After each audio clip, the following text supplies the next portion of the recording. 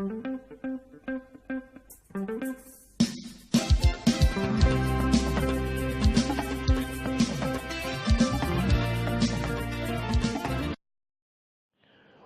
Mademoiselle, Monsieur, bonsoir. Bienvenue à votre flash de 19 heures. Le Premier ministre Mohamed Salem Ould El-Béchir a reçu en audience aujourd'hui une mission du Fonds mondial de lutte contre le sida, le paludisme et la tuberculose, mission conduite par Mark Eddington, directeur des financements au dit fonds. La rencontre a porté sur les moyens susceptibles de renforcer les relations de coopération entre notre pays et cette institution internationale. Clôture cet après-midi en Nouakchott des travaux de la 9e réunion des ministres de transport des pays de la Méditerranée occidentale, 5+5. Les ministres des 5 pays de la Mauritanie, de l'Algérie, du Maroc, de la Tunisie et de la Libye et les homologues de France, d'Espagne, d'Italie, du Portugal et de Malte étaient en conclave ce matin dans l'objectif de promouvoir la coopération en matière de transport en Méditerranée occidentale et de contribuer au partenariat euro-méditerranéen.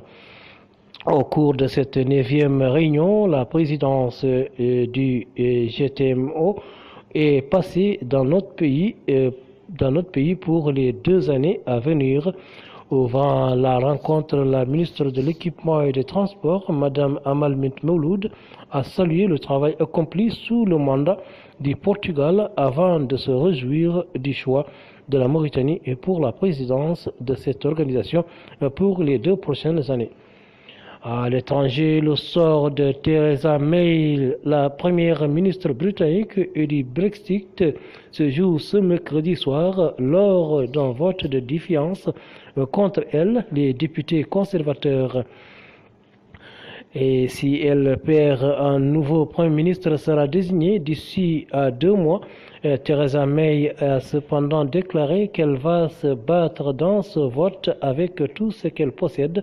Elle a mis en garde contre un changement de leadership maintenant qui ferait courir selon un risque au pays et créerait de l'incertitude. Et si May emporte ce vote, elle sera protégée d'une telle procédure pendant 1 an, ce qui n'empêche pas le risque d'une motion de censure de l'opposition sur laquelle voterait l'ensemble de la Chambre des communes. Pour déclencher ce vote de défiance, au moins 48 lettres de députés Tory et 15% du total ont été déposées auprès du président du comité 1922 qui représente les élus de base.